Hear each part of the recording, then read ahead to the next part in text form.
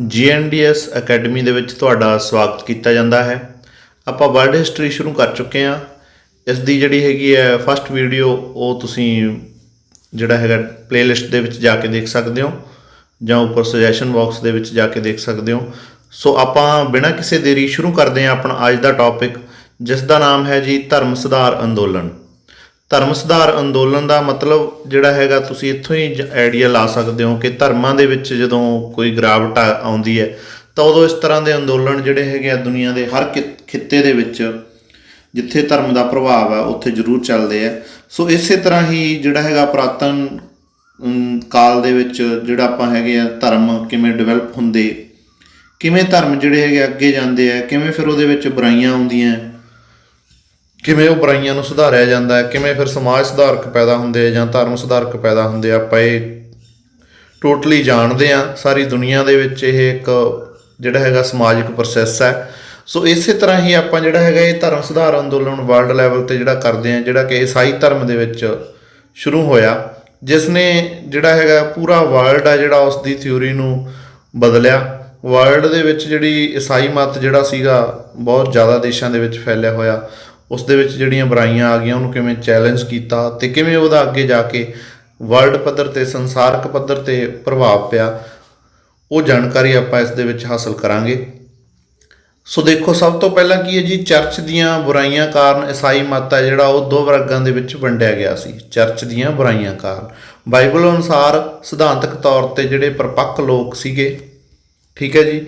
ਇੱਕ ਹੈਗਾ ਜੀ Roman Catholic church. Roman Catholic church ਜਿਹੜੀ ਪੱਛਮ ਯੂਰਪ ਦੇ ਵਿੱਚ ਡਿਵੈਲਪ ਹੁੰਦੀ ਹੈ ਜਦੋਂ ਇਹ ਵੰਡਿਆ ਜਾਂਦਾ ਹੈ। ਇੱਕ ਹੈਗਾ ਜੀ ਗ੍ਰੀਕ ਆਰਥੋਡਾਕਸ ਚਰਚ, ਇਹ ਇਹਦਾ ਕੇਂਦਰ ਹੈਗਾ ਕੁਸਤਨਤੁਨੀਆ ਉਹ ਜਿੱਥੇ ਤੁਰਕ ਅਧਿਕਾਰ ਕਰਦੇ ਆ। ਤਾਂ ਇਹ ਗ੍ਰੀਕ ਆਰਥੋਡਾਕਸ ਚਰਚ ਹੈ ਜਿਹੜਾ ਇਹ ਇਹਦਾ ਕੇਂਦਰ ਹੈ, ਅਤੇ ਰੋਮਨ ਕੈਥੋਲਿਕ ਚਰਚ ਹੈ ਜਿਹੜਾ ਉਹ ਪੱਛਮ ਯੂਰਪ ਦੇ ਵਿੱਚ ਹੈ।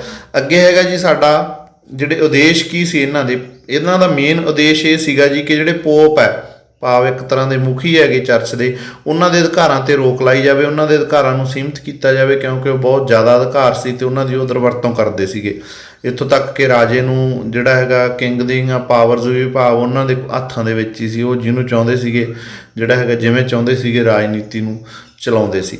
ਚਰਿੱਤਰਹੀਨਤਾ ਦੇ ਵਿਰੁੱਧ ਪ੍ਰਚਾਰ ਕੀਤਾ ਜਾਵੇ। ਚਰਿੱਤਰਹੀਨ ਹੋ ਗਏ ਸੀ ਉਹ, ਆਪਾਂ ਪਹਿਲਾਂ ਵੀਡੀਓਜ਼ ਦੇ ਵਿੱਚ ਵੀ ਕਰ ਚੁੱਕੇ ਹਾਂ। ਜਿਵੇਂ ਚਰਚ ਦੇ ਵਿੱਚ ਭ੍ਰਿਸ਼ਟਾਚਾਰ ਦਾ ਅੰਤ ਕਰਨ ਦੇ ਲਈ ਅਤੇ ਮੁਕਤੀ ਲਈ ਕੀ ਹੈ ਜੀ, ਜਿਹੜਾ ਪੋਪ ਹੈ ਉਹਦੀ ਨਿਰਭਰਤਾ ਖਤਮ ਕੀਤੀ ਜਾਵੇ। ਹੁਣ ਮੁਕਤੀ ਕੀ ਹੈ ਜੀ, ਮੁਕਤੀ ਦੇ ਵਿੱਚ ਇਹ ਹੈ ਕਿ ਭਾਵ ਮੰਨ ਲਓ ਜਦੋਂ ਮਨੁੱਖ ਦਾ ਅੰਤ ਹੁੰਦਾ, ਉਹਦੀ ਮੌਤ ਹੁੰਦੀ ਹੈ, ਤਾਂ ਉਹ ਫਿਰ ਵੀ ਜਿਵੇਂ ਆਪਾਂ ਸਾਰੇ ਧਰਮਾਂ ਦੇ ਵਿੱਚ ਹੀ ਮੋਟਾ ਜਿਹਾ ਸੰਦੇਸ਼ ਇਹ ਹੈ ਕਿ ਉਹ ਕੀਤੇ ਦਾ ਭੁਗਤਦਾ ਹੈ ਨਾ, ਅਤੇ ਉਹ ਜਿਹੜਾ ਹੈਗਾ ਸਮਾਜ ਦੇ ਵਿੱਚ ਜਾਂ ਜਿਵੇਂ ਵਿਚਰਦਾ ਹੈ ਜਾਂ ਜਿਹੜੇ ਉਹਦੇ ਚੰਗੇ ਮਾੜੇ ਕੰਮ ਹੁੰਦੇ ਆ ਉਹਨਾਂ ਦਾ ਜਿਹੜਾ ਫਲ ਆ ਉਹਨੂੰ ਮੌਤ ਤੋਂ ਬਾਅਦ ਮਿਲਦਾ। ਅਤੇ ਜੇ ਉਹਦੇ ਭਾਵ ਕੀ ਹੈ, ਉਹ ਮੁਕਤੀ ਨਹੀਂ ਹੁੰਦੀ ਉਹਦੀ, ਭਾਵ ਜੇ ਉਹ ਬੁਰਾ ਇਨਸਾਨ ਆ ਜਾਂ ਉਹਦੇ 'ਚ ਜੇ ਬੁਰਾਈਆਂ ਉਹਦੇ ਬੁਰੇ ਕੰਮ ਕੀਤੇ ਵੇ ਆ, ਭਾਵ ਕੀ ਹੈ ਉਹ ਪਰਮਾਤਮਾ ਨੂੰ ਨਹੀਂ ਮਿਲਦਾ, ਐਵੇਂ ਭਟਕਦਾ ਫਿਰਦਾ ਰਹਿੰਦਾ ਨਾ। ਇਹ ਮੋਟਾ ਜਿਹਾ ਸੰਦੇਸ਼ ਹੈ। ਤਾਂ ਇਹਦੀ ਜਿਹੜੀ ਨਿਰਭਰਤਾ ਸੀਗੀ, ਭਾਵ ਜਿਹੜਾ ਇਹ ਚੀਜ਼ ਨੂੰ ਕਹਿੰਦਾ ਸੀ ਵੀ ਮੈਂ ਤੁਹਾਨੂੰ ਮੁਕਤ ਕਰਾ ਦੂੰਗਾ ਇਹ ਭਟਕਣਾ ਤੋਂ, ਹੈ ਨਾ, ਵੀ ਜਾਂ ਤੁਸੀਂ ਈਸ਼ਵਰ ਦੇ ਨਾਲ ਮੇਲ ਹੋ ਜਾਊਗਾ ਤੁਹਾਡਾ, ਜਾਂ ਤੁਸੀਂ ਈਸ਼ਵਰ ਦੇ ਗ੍ਰਹਿ 'ਚ ਰਹੋਗੇ, ਜਾਂ ਆਪਾਂ ਕਹਿ ਸਕਦੇ ਹਾਂ ਵੀ ਤੁਸੀਂ ਸਵਰਗਾਂ 'ਚ ਰਹੋਗੇ, ਹੈ ਨਾ, ਤੇ ਨਰਕਾਂ 'ਚ ਜਾਣੋਂ ਬਚ ਜਾਓਗੇ। ਇਵੇਂ ਦੋ ਥਿਊਰੀਆਂ ਜਿਹੜੀਆਂ ਮੈਥੋਲੋਜੀ ਦੀਆਂ ਆਉਂਦੀਆਂ। ਤਾਂ ਉਹ ਚੀਜ਼ਾਂ ਦਾ ਜਿਹੜਾ ਭਾਵ ਕਨਸੈਪਟ ਸੀ, ਇਹ ਸਾਰਾ ਇਹਦਾ ਮੁਖੀ ਜਿਹੜਾ ਉਹ ਪੋਪ ਸੀ। ਉਹ ਲੋਕਾਂ ਨੂੰ ਇਸੇ ਚੀਜ਼ ਦੇ ਨਾਲ ਜਿਹੜਾ ਹੈਗਾ ਇੱਕ ਤਰ੍ਹਾਂ ਨਾਲ ਆਪਾਂ ਕਹਿ ਸਕਦੇ ਹਾਂ ਕਿ ਤਾਰਕਿਕ ਤੌਰ 'ਤੇ ਕਿ ਉਹ ਡਰਾ ਕੇ ਰੱਖਦਾ ਸੀ, ਹੈ ਨਾ। ਜਦੋਂ ਉਹ ਡਰਾ ਕੇ ਰੱਖਦਾ ਸੀ ਤਾਂ ਲੋਕ ਜਿਹੜੇ ਹੈਗੇ ਆ ਮੁਕਤੀ ਦੇ ਲਈ ਉਹਦੇ ਕੋਲ ਜਾਂਦੇ ਸੀ। ਤਾਂ ਹੁਣ ਇਹਦੀਆਂ ਜਿਹੜੀਆਂ ਬੁਰਾਈਆਂ ਸੀ, ਇੱਥੇ ਹੁਣ ਇਹ ਜ਼ਰੂਰੀ ਹੈ ਕਿ ਧਰਮ ਦੇ ਵਿੱਚ ਉਹ ਇਹ ਚੀਜ਼ ਨੂੰ, ਮੁਕਤੀ ਨੂੰ ਤਾਂ ਮੰਨਦੇ ਆ, ਧਰਮ ਸੁਧਾਰਕ ਮੁਕਤੀ ਨੂੰ ਮੰਨਦੇ ਆ, ਪਰ ਉਹ ਕਹਿੰਦੇ ਵੀ ਉਹਦੇ 'ਚ ਪੋਪ ਨਹੀਂ ਹੋਣਾ ਚਾਹੀਦਾ। ਆਪਾਂ ਸਿੱਧਾ ਕੰਟੈਕਟ ਜਿਹੜਾ ਈਸ਼ਵਰ ਦੇ ਨਾਲ ਜਾਂ ਪ੍ਰਮਾਤਮਾ ਦੇ ਨਾਲ ਉਹ ਮਨੁੱਖ ਦਾ ਹੋਣਾ ਚਾਹੀਦਾ। ਇੱਥੇ ਇੰਨਾ ਕੁ ਜੇ ਬਿੰਦੂ ਹੈਗਾ ਥੋੜ੍ਹਾ ਜਿਹਾ ਵੀ, ਭਾਵ ਕੀ ਹੈ ਪੂਰੀ ਧਾਰਮਿਕ ਮੁਕਤੀ ਨਹੀਂ, ਅਤੇ ਇੱਕ ਤਰ੍ਹਾਂ ਨਾਲ ਇਨਸਾਨ ਦੀ ਮੁਕਤੀ ਦੇ ਲਈ ਵੀ ਜਿਹੜਾ ਪੋਪ ਹੈ ਵਿੱਚ ਜਿਹੜਾ ਭ੍ਰਿਸ਼ਟਾਚਾਰ ਹੋ ਚੁੱਕਿਆ, ਚਰਿੱਤਰਹੀਨ ਹੋ ਚੁੱਕਿਆ, ਠੀਕ ਹੈ ਜੀ, ਜਿਹਦਾ ਦਾਇਰਾ ਸੀਗਾ ਜਾਂ ਪਾਵਰਾਂ ਸੀ ਉਹਦੀਆਂ ਗਲਤ ਵਰਤੋਂ ਤਾਕਤਾਂ ਦੀ ਜਿਹੜੀ ਹੈਗੀ ਉਹਦਾ ਗਲਤ ਇਸਤੇਮਾਲ ਕਰ ਚੁੱਕਿਆ, ਅਤੇ ਉਹਨੂੰ ਆਪਾਂ ਕਿਵੇਂ ਕੰਟਰੋਲ 'ਚ ਕਰੀਏ। ਜਦੋਂ ਇਹ ਚੀਜ਼ ਹੈ ਵੀ ਜੇ ਆਪਾਂ ਇਹਨੂੰ ਕੰਟਰੋਲ 'ਚ ਕਰਨਾ ਤਾਂ ਉਹਦੇ ਲਈ ਜ਼ਰੂਰੀ ਹੈ ਵੀ ਉਹਦੀਆਂ ਪਾਵਰਾਂ ਖਤਮ ਕੀਤੀਆਂ ਜਾਣ। ਤਾਂ ਕਰਕੇ ਜਿਹੜੀਆਂ ਮੇਨ ਇਹ ਫੋਕਸ ਆ ਜਿਹੜਾ ਇਹ ਅੰਦੋਲਨ ਦਾ ਧਰਮ ਸੁਧਾਰ ਦਾ, ਉਹ ਪੋਪ ਦੀਆਂ ਪਾਵਰਸ ਨੂੰ ਹੀ ਕੰਮ ਕਰਨਾ ਸੀ। ਸੋ ਹੁਣ ਅੱਗੇ ਦੇਖੋ ਆਪਾਂ ਕਾਰਨ ਕੀ ਹੈ। ਕਾਰਨਾਂ ਨੂੰ ਹੋਰ ਆਪਾਂ ਡੂੰਘਾਈ ਦੇ ਨਾਲ ਜਾਣਦੇ ਹਾਂ। ਕਾਰਨ ਕੀ ਹੈ ਜੀ? ਇੱਕ ਤਾਂ ਚਰਚ ਦੀਆਂ ਬੁਰਾਈਆਂ ਸੀ, ਜਿਵੇਂ ਆਪਾਂ ਪਹਿਲਾਂ ਗੱਲ ਕਰ ਹਟੇ ਹਾਂ ਨਾ, ਪੋਪ ਦੀ ਨਿਰੰਕੁਸ਼ ਸ਼ਕਤੀ ਦਾ ਦੁਰਉਪਯੋਗ ਸੀਗਾ ਪੋਪ ਕਰਦਾ, ਕਿਉਂਕਿ ਉਹਨੂੰ ਪਤਾ ਸੀ ਵੀ ਇਹ ਰੱਬ ਹੈ ਜਾਂ ਰੱਬ ਦਾ ਰੂਪ ਹੈ, ਲੋਕਾਂ ਦੇ ਵਿੱਚ ਇਹ ਪ੍ਰਚਾਰ ਸੀ, ਤੇ ਉਹ ਫਿਰ ਉਹਦਾ ਦੁਰਉਪਯੋਗ ਕਰਦਾ ਸੀ ਵੀ ਨਹੀਂ ਤੁਹਾਨੂੰ ਐਂ ਕਰ ਦੂ ਈਸ਼ਵਰ, ਨਹੀਂ ਤੁਹਾਨੂੰ ਐਂ ਕਰ ਦੂ, ਜਾਂ ਮੈਂ ਐਂ ਕਰ ਈਸ਼ਵਰ ਨੂੰ ਕਹਿ ਦੂੰਗਾ, ਇੱਕ ਤਰ੍ਹਾਂ ਨਾਲ ਕਹਿ ਲਓ ਨਾ, ਵੀ ਡਰਾਵਾ ਸੀਗਾ ਲੋਕਾਂ ਦੇ ਵਿੱਚ। ਤੇ ਚਰਚ ਦੀ ਧਨ ਸੰਪਤੀ ਹੈ ਜਿਹੜੀ, ਉਹਦੇ ਤੇ ਸਾਰਾ ਅਧਿਕਾਰ ਪੋਪ ਦਾ ਹੋ ਚੁੱਕਿਆ ਸੀ। ਧਰਮ ਅਦਾਲਤਾਂ ਤੋਂ ਅਸੰਤੁਸ਼ਟਤਾ ਸੀ। ਹੁਣ ਧਰਮ ਅਦਾਲਤਾਂ ਕੀ ਹੈ? ਜਿਹੜੇ ਪਹਿਲਾਂ ਜਿਵੇਂ ਲੋਕ ਅਦਾਲਤਾਂ ਜਾਂ ਆਪਾਂ ਕਹਿ ਸਕਦੇ ਹਾਂ ਕਿ ਸੰਵਿਧਾਨਕ ਅਦਾਲਤਾਂ ਨਹੀਂ ਹੁੰਦੀਆਂ ਸੀ ਨਾ, ਧਰਮ ਦੇ ਆਧਾਰ 'ਤੇ ਫੈਸਲੇ ਲਏ ਜਾਂਦੇ ਸੀ ਚੰਗੇ ਬੁਰੇ ਕੰਮਾਂ ਦੇ, ਤਾਂ ਉਹਨਾਂ ਤੋਂ ਜਿਹੜੀ ਲੋਕਾਂ ਦੀ ਅਸੰਤੁਸ਼ਟਤਾ ਹੋ ਗਈ। ਕਿਉਂਕਿ ਜਿਹੜੇ ਧਰਮ ਅਦਾਲਤਾਂ ਦੇ ਮੁਖੀ ਹੈ, ਜਿਵੇਂ ਪੋਪ ਹੈ ਜਾਂ ਉਹਦੇ ਹੋਰ ਬੰਦੇ ਆ, ਉਹ ਭ੍ਰਿਸ਼ਟ ਸੀ ਖੁਦ, ਤੇ ਉਹ ਭ੍ਰਿਸ਼ਟ ਜਦੋਂ ਹੋ ਗਏ, ਜਦੋਂ ਉਹਨਾਂ ਦੇ ਵਿੱਚ ਬੁਰਾਈਆਂ ਆ ਗਈਆਂ, ਤਾਂ ਲੋਕਾਂ ਨੇ ਆਟੋਮੈਟਿਕ ਕਿਹਾ ਵੀ ਉਹਦੇ ਐਂਟੀ ਜਾਣਾ ਸੀਗਾ, ਤੇ ਉਹ ਆਵਾਜ਼ਾਂ ਉੱਠਣੀਆਂ ਸੀ, ਜਿਨ੍ਹਾਂ ਨੂੰ ਆਪਾਂ ਕਹਿ ਸਕਦੇ ਹਾਂ ਕਿ ਧਰਮ ਸੁਧਾਰ ਅੰਦੋਲਨ ਸ਼ੁਰੂ ਹੋਣਾ ਸੀ। ਪੋਪ ਦੇ ਅੰਤਰਰਾਸ਼ਟਰੀ ਸ਼ਕਤੀ ਅਤੇ ਝਗੜੇ ਫਿਰ ਸਮਾਜਿਕ ਪੱਧਰ 'ਤੇ, ਨੈਸ਼ਨਲ ਪੱਧਰ 'ਤੇ ਅਤੇ ਇੰਟਰਨੈਸ਼ਨਲ ਪੱਧਰ 'ਤੇ ਜਦੋਂ ਇਹ ਚੀਜ਼ ਵੱਧਦੀ ਹੈ, ਤਾਂ ਉਹ ਫਿਰ ਆਪਦੀਆਂ ਪਾਵਰ ਦੇ ਲਈ ਜਿਹੜਾ ਹੈਗਾ ਇੱਕ ਸਟੇਟ ਦੂਜੇ ਸਟੇਟ ਨੂੰ, ਜਿਵੇਂ ਰੋਮ ਹੈ ਖਾਸ ਕਰਕੇ ਨਾ, ਰੋਮਨ ਸਾਮਰਾਜ ਹੈ ਜਿਹੜਾ, ਜਾਂ ਹੋਰ ਸਾਮਰਾਜ ਹੈ ਜਿਹੜੇ, ਉਹਨਾਂ ਦੇ ਵਿੱਚ ਜਿਹੜੇ ਪੋਪ ਆ ਉਹ ਫਿਰ ਅੰਤਰਰਾਸ਼ਟਰੀ ਪੱਧਰ 'ਤੇ ਉਹਨਾਂ ਦੇ ਕਲੈਸ਼ ਹੈ ਜਿਹੜੇ, ਉਹ ਸ਼ੋਅ ਆਫ ਹੁੰਦੇ ਹੈਗੇ, ਉਹ ਪ੍ਰਚਲਿਤ ਹੋ ਜਾਂਦੇ ਆ। ਹੁਣ ਅੱਗੇ ਹੈਗਾ ਜੀ ਸਾਡਾ, ਇਸ ਤਰ੍ਹਾਂ ਚਰਚ ਵਿੱਚ ਪਈ ਫੁੱਟ ਨੂੰ ਮਹਾਨ ਪੱਛਮੀ ਫੁੱਟ ਕਿਹਾ ਜਾਂਦਾ ਹੈ। ਜਿਹੜੀ ਚਰਚ ਦੇ ਵਿੱਚ ਫੁੱਟ ਆ ਉਹਨੂੰ ਮਹਾਨ ਪੱਛਮੀ ਫੁੱਟ ਕਿਹਾ ਜਾਂਦਾ ਹੈ। ਇਹਦਾ ਸਮਾਂ ਤੁਸੀਂ ਯਾਦ ਰੱਖਣਾ 1409 ਈਸਵੀ ਹੈ। ਚਰਚ ਦੀ ਗਿਰਾਵਟ ਨੂੰ ਸੁਧਾਰਨ ਦੇ ਯਤਨ ਕੀਤੇ ਆ। ਕਿਹਨੇ ਕੀਤੇ ਆ ਜੀ? ਜਦੋਂ ਇਹ ਗਿਰਾਵਟਾਂ ਆ ਗਈਆਂ ਉਹਨੂੰ ਸੁਧਾਰਨ ਦੇ ਲਈ, ਤਾਂ ਸਭ ਤੋਂ ਪਹਿਲਾਂ ਸਾਡੇ ਕੋਲ ਆਉਂਦਾ ਜੌਨ ਵਾਈਕਲਿਫ ਦਾ ਟਾਈਮ ਹੈ ਜਿਹੜਾ 1320 ਤੋਂ 1484 ਹੈਗਾ, 1320 ਤੋਂ 1384 ਦਾ, ਸੌਰੀ। ਹੁਣ ਦੇਖੋ ਜਿਹੜਾ ਇਹ 1409 'ਚ ਫੁੱਟ ਪੈਂਦੀ ਹੈ, ਭਾਵ ਇਹ ਤੇ ਬੁਰਾਈਆਂ ਇਹਦੇ ਵਿੱਚ ਵੇਖੋ ਕਿੰਨਾ ਚਿਰ ਪਹਿਲਾਂ ਤੋਂ ਚੱਲ ਰਹੀਆਂ ਨਾ, ਲਗਭਗ 100 ਸਾਲ ਦੇ ਕਰੀਬ ਜਾਂ 80-90 ਸਾਲ ਤੋਂ ਜਿਹੜੀਆਂ ਬੁਰਾਈਆਂ ਚੱਲ ਰਹੀਆਂ, ਤੇ ਉਦੋਂ ਵੀ ਪਹਿਲਾਂ ਦੀਆਂ ਹੋ ਸਕਦਾ, ਤੇ ਉਹਨਾਂ ਨੂੰ ਸੁਧਾਰਨ ਦੇ ਯਤਨ 80-90 ਸਾਲ ਤੋਂ ਚੱਲੇ ਆ ਰਹੇ ਆ। ਇਸ ਨੂੰ ਕੀ ਕਿਹਾ ਜਾਂਦਾ? ਪਹਿਲਾ ਤਾਰਾ, ਫਸਟ ਸਟਾਰ ਕਿਹਾ ਜਾਂਦਾ ਇਹਨੂੰ, ਜੌਨ ਵਾਈਕਲਿਫ ਨੂੰ, ਕਿਉਂਕਿ ਉਹਨੇ ਲੋਕਾਂ ਦੇ ਵਿੱਚ ਚਾਨਣ ਪੈਦਾ ਕੀਤਾ, ਲੋਕਾਂ ਨੂੰ ਜਾਗਰੂਕ ਕੀਤਾ ਕਿ ਇਹ ਬੁਰਾਈਆਂ ਇਹਦੇ ਵਿੱਚ, ਚਰਚ ਦੇ ਵਿੱਚ, ਇਹਨਾਂ ਨੂੰ ਸੁਧਾਰਨਾ ਜ਼ਰੂਰੀ ਹੈ। ਤਾਂ ਫਿਰ ਇਹ ਇੰਨੇ ਟਾਈਮ 'ਚ ਜਾ ਕੇ 1409 ਤੇ ਜਾ ਕੇ ਫਿਰ ਇਹ ਭਾਵ ਕੀ ਹੈ, ਜਿਹੜਾ ਸੁਧਾਰ ਹੈ, ਇੱਕ ਸੁਧਾਰਕ ਲਹਿਰ ਹੈ, ਉਹ ਵੀ ਧਾਰਮਿਕ ਹੈ। ਇੱਕ ਉਹ ਹੈ ਜਿਹੜੀ ਪੁਰਾਤਨ ਅਤੇ ਜਿਹੜੀ ਹੈਗੀ ਆ ਪੋਪ ਦੇ ਵੱਧ ਅਧਿਕਾਰਾਂ ਨਾਲ, ਜਾਂ ਆਪਾਂ ਕਹਿ ਸਕਦੇ ਹਾਂ ਪੋਪ ਦੀ ਨਿਰੰਕੁਸ਼ਤਾ ਦੇ ਨਾਲ ਜਿਉਣਾ ਚਾਹੁੰਦੀ ਹੈ। ਉਹਨਾਂ ਦੋਨਾਂ ਦੇ ਵਿੱਚ ਫੁੱਟ ਹੁੰਦੀ ਹੈ ਜਿਹੜੀ, ਉਹਨੂੰ ਕਿਹਾ ਜਾਂਦਾ ਪੱਛਮੀ ਫੁੱਟ, 1409 ਦੇ ਵਿੱਚ ਹੁੰਦੀ ਹੈ। ਠੀਕ ਹੈ ਜੀ। ਅੱਗੇ ਹੈਗਾ ਜੀ ਇਹ ਰੇਸਮਸ ਹੈ ਜਿਹੜਾ, ਇਹਦਾ ਟਾਈਮ 1466 ਤੋਂ 1536 ਦਾ ਹੈ। ਚਰਚ ਸੁਧਾਰ ਅੰਦੋਲਨ ਦਾ ਇਹ ਮੁਖੀ ਹੈ। ਠੀਕ ਹੈ ਜੀ। ਇਹ ਚਰਚ ਸੁਧਾਰ ਅੰਦੋਲਨ ਦਾ ਮੁਖੀ ਹੈਗਾ ਰੇਸਮਸ। ਇਹ ਭਾਵ ਇੱਕ ਤਰ੍ਹਾਂ ਨਾਲ ਕਹਿ ਸਕਦੇ ਹਾਂ ਸਿੱਧਾ ਡਾਇਰੈਕਟਲੀ ਇਹਨੂੰ ਆਪਣੇ ਹੱਥਾਂ 'ਚ ਲੈ ਕੇ ਇਹਦੇ 'ਤੇ ਜਿਹੜਾ ਹੈਗਾ ਸੁਧਾਰ ਕਰਦਾ, ਇਹਦਾ ਪ੍ਰਚਾਰ ਕਰਦਾ ਅਤੇ ਕਿਤਾਬਾਂ ਲਿਖਦਾ, ਆਪਦੀਆਂ ਰਚਨਾਵਾਂ ਕਰਦਾ। ਇਹਦੀ ਪ੍ਰਸਿੱਧ ਪੁਸਤਕ 1519 ਦੇ ਵਿੱਚ ਛਪਦੀ ਹੈ, ਇਨ ਪ੍ਰੇਜ਼ ਆਫ ਫੋਲਟੀ ਬੁੱਕ ਦਾ ਨਾਮ ਹੈ। ਕਈ ਵਾਰ ਸਿੱਧਾ ਨਾਮ ਆ ਜਾਂਦਾ ਵੀ ਇਹ ਕਿਹਦੀ ਰਚਨਾ, ਇਹ ਚੀਜ਼ ਨੂੰ ਧਿਆਨ 'ਚ ਰੱਖਣਾ ਜੀ। ਜਿਹੜਾ ਰੇਸਮਸ ਹੈ ਜਿਹੜਾ, ਉਹਦਾ ਟਾਈਮ 1466 ਤੋਂ 1536 ਹੈ। 1519 ਦੇ ਵਿੱਚ ਉਹ ਇੱਕ ਬੁੱਕ ਲਿਖਦਾ ਜਿਹਦਾ ਨਾਮ ਹੈ ਇਨ ਪ੍ਰੇਜ਼ ਆਫ ਫੋਲੀ। ਠੀਕ ਹੈ ਜੀ। ਇਨ ਪ੍ਰੇਜ਼ ਆਫ ਫੋਲੀ ਉਹਦੀ ਬੁੱਕ ਦਾ ਨੇਮ ਹੈ। ਇਹ 1519 ਦੇ ਵਿੱਚ ਜਿਹੜੀ ਛਪਦੀ ਹੈ, ਪ੍ਰਕਾਸ਼ਿਤ ਹੁੰਦੀ ਹੈ। ਹੁਣ ਇਹਦੇ ਪ੍ਰਸਿੱਧ ਕਹਾਵਤ ਕੀ ਹੈ ਜੀ? ਰੇਸਮਸ ਨੇ ਅੰਡਾ ਤਿਆਰ ਕੀਤਾ ਸੀ ਜਿਸ ਦਾ ਲੂਥਰ ਨੇ ਸੇਵਨ ਕੀਤਾ। ਇਹ ਵਰਲਡ ਦੇ ਵਿੱਚ ਫੇਮਸ ਭਾਵ ਕੀ ਇੱਕ ਕਹਾਵਤ ਹੈ ਕਿ ਜਿਹੜਾ ਰੇਸਮਸ ਹੈ ਉਹਨੇ ਇੱਕ ਅੰਡਾ ਤਿਆਰ ਕੀਤਾ, ਉਹ ਜਿਹਦਾ ਲੂਥਰ ਨੇ ਸੇਵਨ ਕਰ ਲਿਆ, ਭਾਵ ਲੂਥਰ ਨੇ ਉਹਨੂੰ ਅਪਣਾ ਲਿਆ, ਉਹਨੂੰ ਆਪਾਂ ਕਹਿ ਸਕਦੇ ਹਾਂ ਕਿ ਗ੍ਰਹਿਣ ਕਰ ਲਿਆ। ਲੂਥਰ ਇਹਦੇ 'ਚ ਸਭ ਤੋਂ ਅੱਗੇ ਜਾ ਕੇ ਫੇਮਸ ਹੁੰਦਾ ਹੈਗਾ ਧਰਮ ਸੁਧਾਰ ਅੰਦੋਲਨ ਦੇ ਵਿੱਚ। ਅੱਗੇ ਹੈਗਾ ਜੀ ਤਤਕਾਲੀਨ ਕਾਰਨ ਕੀ ਹੁੰਦਾ। ਹੁਣ ਮੋਸਟਲੀ ਇਹ ਚੀਜ਼ ਨੂੰ ਧਿਆਨ ਦੇਣਾ ਜ਼ਰੂਰੀ ਹੈ। ਜੇ ਤੁਸੀਂ ਇਹ ਚੀਜ਼ ਨੂੰ ਸਮਝਦੇ ਹੋ ਤਤਕਾਲੀਨ ਕਾਰਨ ਨੂੰ, ਤਾਂ ਬੱਚੇ ਤੁਹਾਨੂੰ ਜਿਹੜੀ ਧਰਮ ਸੁਧਾਰ ਅੰਦੋਲਨ ਦੀ ਪੂਰੀ ਪ੍ਰੋਸੈਸਿੰਗ ਹੈ ਅਤੇ ਕਿਵੇਂ ਉਹ ਹੋਇਆ ਜਾਂ ਕਿਵੇਂ ਉਹ ਲੋਕ ਵਿਰੋਧ ਹੋਏ, ਉਹਦਾ ਤੁਹਾਨੂੰ ਪਤਾ ਲੱਗ ਜੂਗਾ। ਹੁੰਦਾ ਕੀ ਹੈ, ਤੁਹਾਨੂੰ ਪਹਿਲਾਂ ਪੜ੍ਹ ਕੇ ਦੱਸਦਾ ਫਿਰ ਸਮਝਾਉਣਾ। ਖਿਮਾ ਪੱਤਰਾਂ ਦੀ ਵਿਕਰੀ ਸੀ। ਠੀਕ ਹੈ ਜੀ। ਰੋਮ ਵਿੱਚ ਸੈਂਟ ਪੀਟਰ ਗਿਰਜਾਘਰ ਦਾ ਨਿਰਮਾਣ ਹੋ ਰਿਹਾ ਸੀ। ਪੈਸੇ ਦੀ ਲੋੜ ਦੀ ਪੂਰਤੀ ਕਰਨ ਲਈ ਪੋਪ ਨੇ ਜਿਹੜਾ ਹੈਗਾ ਖਿਲਾਫ ਪੱਤਰ ਜਾਰੀ ਕੀਤੇ, ਜਿਸ ਮੁਤਾਬਕ ਖਿਲਾਫ ਪੱਤਰਾਂ ਨੂੰ ਖਰੀਦ ਕਰਨ ਵਾਲੇ ਨੂੰ ਪੋਪ ਦੇ ਪਾਪ ਮਿਟ ਜਾਂਦੇ ਸਨ। ਹੁਣ ਕੀ ਹੈ ਜੀ ਕਿ ਇਹਨਾਂ ਨੇ ਜਿਹੜਾ ਰੋਮ ਹੈ, ਰੋਮ ਦੇ ਵਿੱਚ ਸੇਂਟ ਪੀਟਰ ਗਿਰਜਾਘਰ ਹੈ, ਭਾਵੇਂ ਇੱਕ ਚਰਚ ਦਾ ਨਿਰਮਾਣ ਹੋ ਰਿਹਾ ਸੀ ਗਿਰਜਾਘਰ ਦਾ। ਜਦੋਂ ਉਹਦੇ ਵਰਤਣ ਦੇ ਲਈ ਪੈਸਿਆਂ ਦੀ ਜ਼ਰੂਰਤ ਸੀ।